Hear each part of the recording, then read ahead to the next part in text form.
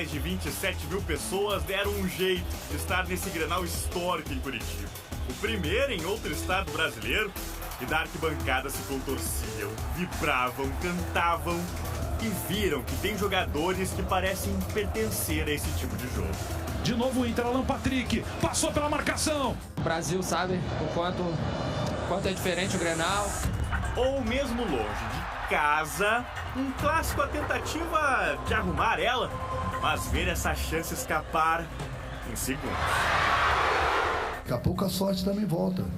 Não é possível. Ou então as pessoas têm paciência, entendeu? Ou se muda tudo. De um clássico que teve emoção no primeiro. Olha o goleiro Fabrício, adiantou uma bola perigosa no início do jogo. Aos últimos lances da partida. Pode fazer o segundo chute na trave. Voltou para Gustavo Prado, salva Jeromel. Era um Grenal de opostos. 48. Foi Cristaldo. Meteu para a área de cabeça, desvio para fora. O Grêmio carregava 5 derrotas seguidas no Brasileiro. Essa sequência uma hora vai acabar. Quando? Não sei. Enquanto o Inter via a possibilidade de subir ainda mais na tabela. Já falei que desde um princípio, ainda quando se complicou todo, falei que vamos brigar. Acredito isso. Para isso, os dois técnicos mudaram. Depois de 4 jogos seguidos como titular do Grêmio, o JP Galvão foi pro banco. Galdino entrou na vaga. E sem Kahneman lesionado, o Gustavo Martins quem começou no time. Uma coisa é você mudar um jogador pelo outro e errar numa substituição. Outra coisa é você não ter alternativas. No Inter, Alan Patrick era a principal novidade, voltava à equipe recuperado de lesão. Como mandante, foi o Grêmio quem se impôs, mas a falta de comunicação aumentava a tensão para quem estava em campo e faltava qualidade no pior ataque do Brasileirão. Mas foi no segundo tempo que a realidade dos opostos falou mais alto. Na melhor oportunidade que o Grêmio teve no jogo. Olha o Grêmio com perigo, pode sair o gol, salva Fabrício!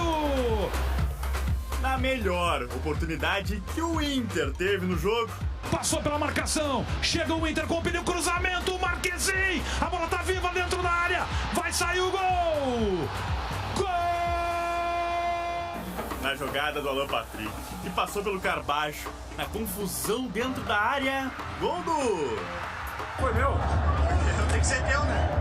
Não, acho que foi meu, né? Vitão.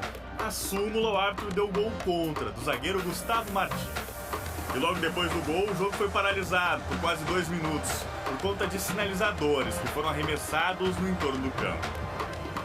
Atrás do placar, Renato foi fazendo mudanças no time. Até que a última troca foi a entrada do zagueiro Rodrigo Eli. Mas como centroavante... É pra você ver a que ponto que tem que chegar. Botar um zagueiro de centroavante. Só que era o Inter, que estava mais tranquilo. E que ficou próximo de mais um gol. A trave foi inimiga por 2 vezes. E o jogo ainda teve no capitão Jeromel o último suspiro do Grêmio. O apito final veio para que o Inter comemorasse a 3ª vitória seguida em Grenais, a melhor sequência desde 2014. E o torcedor que disfrute. Naquela coisa de Grenal arruma casa ou não, pro Inter ela tá mantida. Mais uma vitória no Campeonato Brasileiro, pra festa do torcedor colorado aqui no Couto Pereira e mais próximo da parte alta da tabela da competição. Pro Grêmio, é a pior crise da equipe nos últimos anos. 7 derrotas em 9 jogos na competição, 6 de forma consecutiva. E dúvidas de que consequência isso pode causar pro clube no futuro.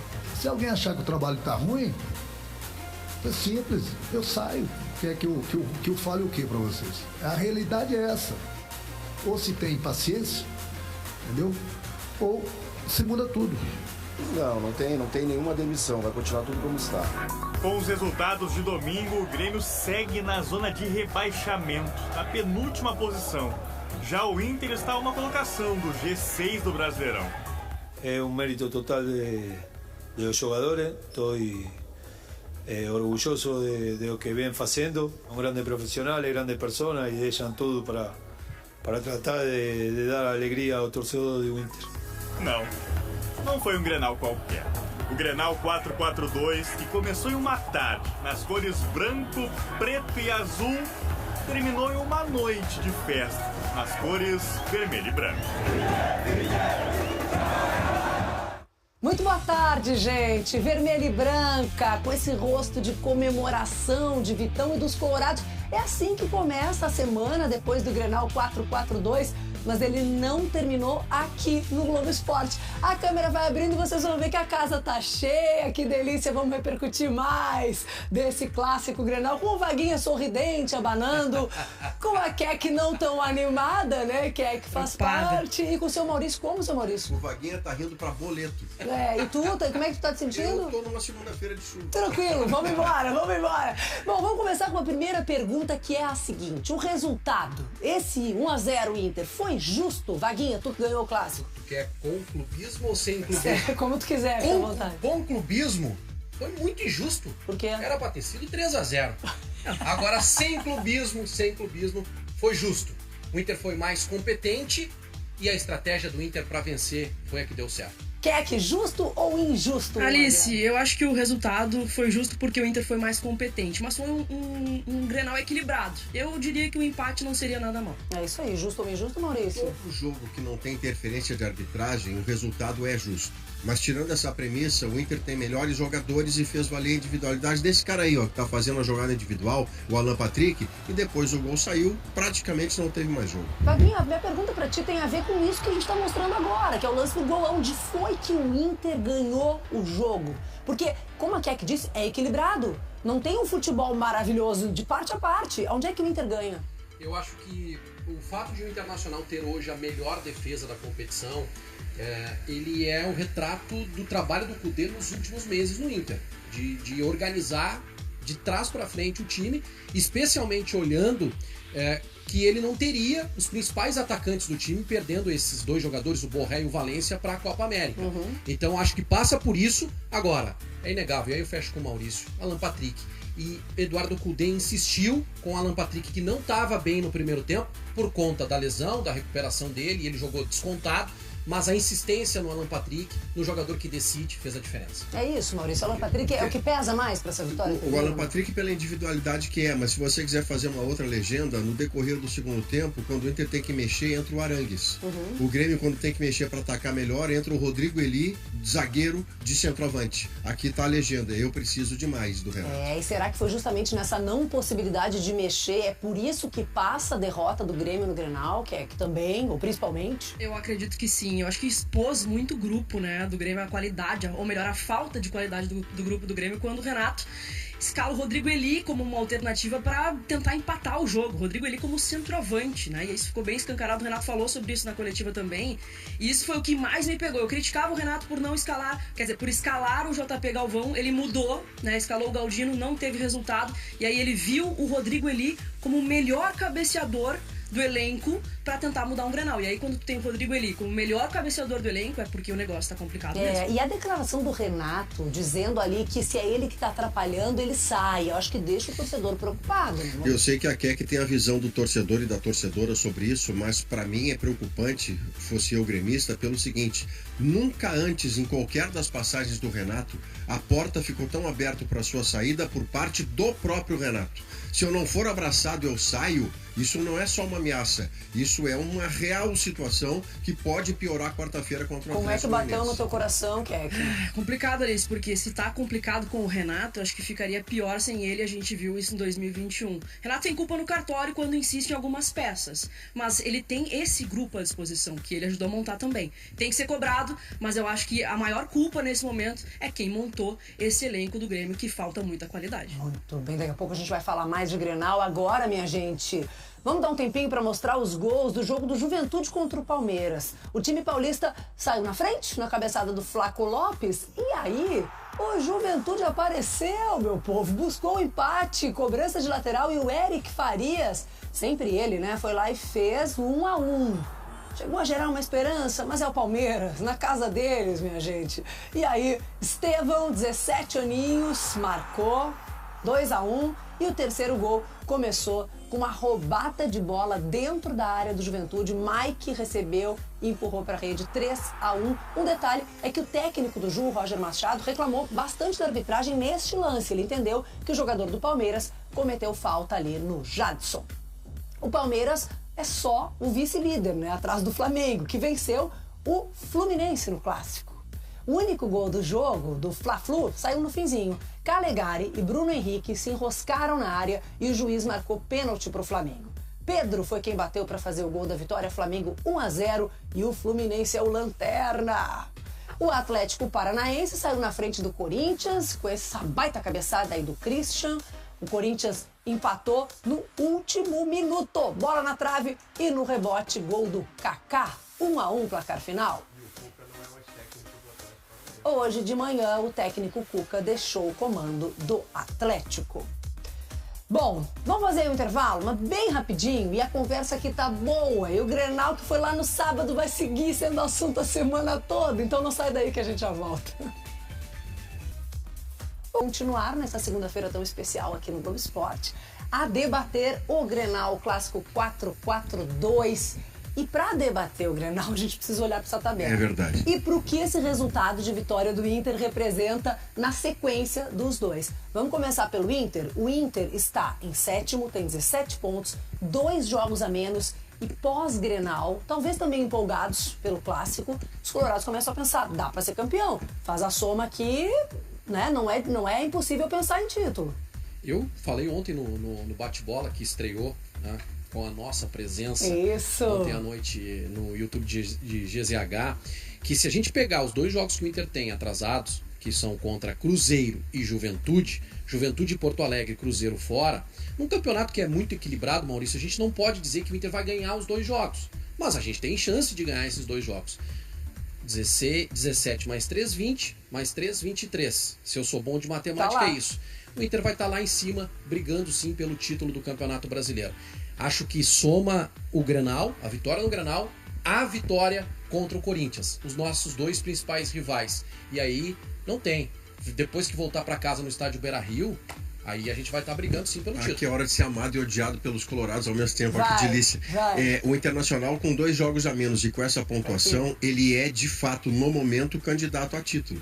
Mas o Internacional é também claramente menos time do que o Flamengo e do que o Palmeiras. Aí você decide o resto. E aí, Keck, tu gremista aí? Vamos se acalmar, né, Alice? Eu sei que é importante vencer um Grenal, que dá aquela empolgação. Vamos se acalmar, Só um pouquinho, segura a onda aí. Tem alguém que tá calmo nessa segunda-feira, sou eu. Isso é verdade, porque eu tô pistola hoje aqui. E não tem como não estar pistola e não estar preocupado, né, Keck? Porque quando a gente olha pra situação do Grêmio na tabela, lá em 19º, se o resultado do Fla-Flu tivesse sido outro, porque o Fla-Flu foi decidido no finalzinho, o Grêmio poderia estar em último na tabela de classificação. Torci pro Flamengo duplamente ontem, pra não passar o Fluminense não passar o Grêmio e o Flamengo ficar lá em cima pro Inter não ser campeão. E aí, assim, se a gente fala do Inter em título, fala do Grêmio em rebaixamento. O medo tá ali. O medo tá ali porque 2021 é muito recente na cabeça, Alice. E me preocupa demais essa sequência de derrotas do Grêmio. São 6 derrotas seguidas. 7 derrotas em 9 jogos é muita coisa. Se o sinal não tá ligado lá, ligadíssimo, eu sei que o discurso externo tem que dizer que não vai cair e tudo mais, mas tem que ligar demais esse alerta. O Grêmio precisa acordar urgente pro Campeonato Brasileiro. Sem clubismo. Pronto, Sem clubismo. Lá vem ele. Não, mas eu tenho um número que é alarmante para o Grêmio. O Santos, que foi rebaixado em 17º no Campeonato Brasileiro do ano passado, teve 17 derrotas. O Grêmio já tem 7. Então a contagem regressiva eu não tô querendo longe de mim querer meter terror aqui, mas a contagem regressiva é de 10 para 0. Mas tem uma experiência recente para ajudar, para fazer diferente. A questão nem é o Grêmio ter 2 jogos a menos que os demais, é que qualquer time que perca 7 em 9 jogos é candidato nos momentos a se rebaixar. Bom, daqui a pouco a gente fala mais de Grenal, vamos falar de Brasileirão Feminino, das nossas gurias. Fala, Diogo, tudo bem? Já tô em Porto Alegre, tio. É o seguinte, pode falar? Tá bom. A ideia é um programa para falar da dupla Grenal. Obviamente, o nosso Grêmio e o nosso Inter. Só que é o seguinte, é sem filtro. Sem filtro? Mas você me pediram para fazer o contrário. Um programa para contar histórias de bastidores do futebol. Causo mesmo. Aquela visão que só nós, os gaúchos, temos de tudo que está acontecendo. Um papo diário, sem filtro, tem o Diogo Olivier, a Keke, o Vini Moura e convidados especiais.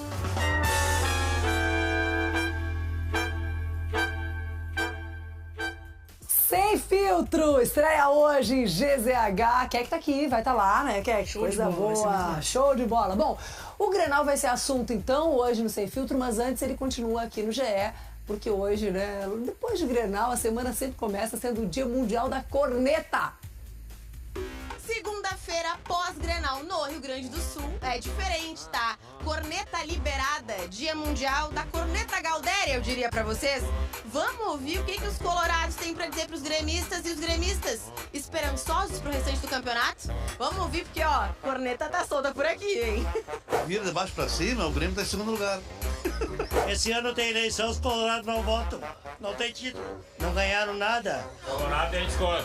Não ganharam nada. Tem desconto. Eles têm que pagar dobrado. Eles pagam dobrado hoje. Como é que tá essa segunda-feira de ressaca pós-Grenal? Péssima, péssima. Ah, o nosso time tá muito... Tá medíocre, vou dizer pro time. Essa é a palavra certa. Eu sabia que ia acontecer isso, mas o meu neto não sabia. Tem 13 anos, danadinhos, que roubaram deles. Não ganharam nada. Fica Renato. É o pedido de um colorado, fica Renato? Não, deixa o cara lá, ele tá bem. O grito de socorro do Renato foi ter colocado o elite centroavante. Se tirar agora o Renato, não busca mais. Renato, continua lá, tu é o melhor. Não ganharam nada. Recado de esperança pra torcida gremista, lá naquela câmera lá. Vai melhorar, tem que ficar o Renato e fazer contratação, né? Vai melhorar. Eu sou comigo, ó, 5 kg de costela, cerveja e o carvão. Tá em débito? Pagar as apostas? É, meu refri. E gremista paga, gremista paga, colorado não paga. Velho. Tá uma porcaria, igual tá o Grêmio. Não sei, os caras não desenvolvem nada, mas deu uma melhoradinha essas últimas 2 partidas. Porque vinha uma lástima, olha. Eu tinha até vergonha de botar a cara pra fora da porta lá. 2 ruins, menos ruim, sempre perde um pouco. O melhorzinho. Que isso aqui é Grêmio, tá? É uma vergonha o que nosso time tá passando, tá? Tem que honrar isso aqui, ó. Jogador de campo tem que ter raça. Eu sou gremista, perdendo ou ganhando a gente sempre vai ganhar. Sempre vamos ser vencedores. Isso aqui que é Grêmio. Isso aqui é Inter, velho. E desde na pele também. Isso aqui né? é Inter, velho. Ó, pele. Isso aqui é Inter, isso na aqui é Matador, o pai dos pais, ó. Esse é pai, velho. Agora tem que ver. Pai de quem? Esse é pai. Pai de vocês. Não. Pai de vocês. Não. Vai pagar minha cerveja no final do ano aí. Terminam abraçados. Vaguinha, vai na câmera 3 lá e fala com o torcedor. A gente tem que acreditar, sim. É possível. O pior momento é esse que a gente está atravessando. E a gente está atravessando bem na tabela de classificação. Keke! Gremistada, eu sei que o momento é difícil, mas a virada de chave vai acontecer. E quarta-feira agora contra o Atlético Goianiense. Fala, seu Maurício! Xande Pilares diria, eu acompanho. Muita calma nessa hora. Muita calma nessa hora. Aqui eu gostei daquele torcedor, se ganhar, se perder, estamos sempre ganhando. É a gente aqui, né? É isso aí. Boa tarde, gente. Até amanhã.